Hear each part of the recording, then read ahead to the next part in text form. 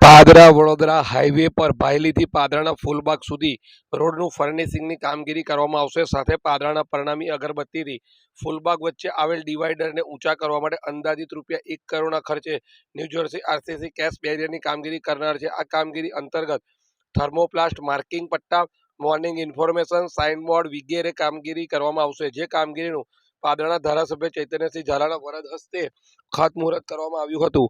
આ પ્રસંગે પાદરાના ભાજપના પ્રમુખ કૌશિકભાઈ પટેલ, નગરપાલિકાના પ્રમુખ મનીષાબેન પટેલ, ઉપપ્રમુખ ગૌરવભાઈ સોની, કારોબારી ચેરમેન સચિન ગાંધી સહિત નગરપાલિકાના સદસ્યો તથા ભાજપના કાર્યકરો અને હોદ્દેદારો ઉપસ્થિત રહ્યા હતા।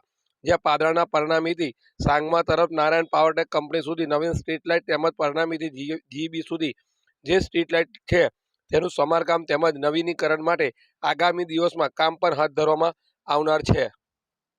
વડોદરા પાદરા મુખ્ય રોડ છે અને આ રોડ ઉપર નવીન ડામર કામ થતાં વચ્ચેનો ડિવાઈડર એ ખૂબ જ નાનો થઈ ગયો હતો, જેના કારણે નાગરિકોની સુરક્ષામાં જોખમ ઊભું થયું હતું।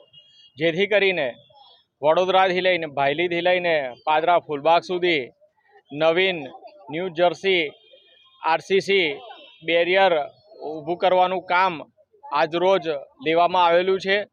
અંદાજિત 1 કરોડના ખર્ચે આ નવીન કામ કરવામાં આવનાર છે, જેનું ખાતમુહૂર્ત યોજાયું છે।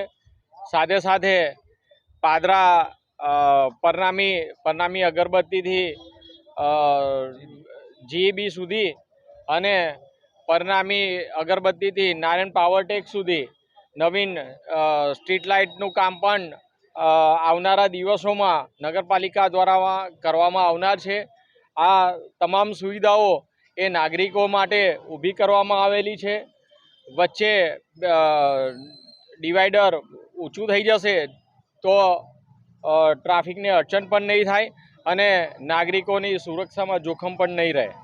પાદરામાં રખડતા ઢોરનો ત્રાસ છે, જિલ્લા કલેક્ટરે પણ નગરપાલિકા સામે કાર્યવાહીની તૈયારી કરી છે। કયા પ્રકારનું આયોજન? નગરપાલિકાએ પોતાનો પ્લાન તૈયાર કર્યો છે। લગભગ નવરાત્રિ બાદ તુરત જ એ રખડતા ઢોરોને વ્યવસ્થિત જગ્યાએ મૂકવામાં આવશે અને જે લોકોના ઢોર છે તો તેઓને પણ વ્યવસ્થિત જગ્યા આપીને ત્યાં તેનું ઢોરને ઉછેર કરશે એવી વ્યવસ્થા કરી દેવામાં આવેલી છે।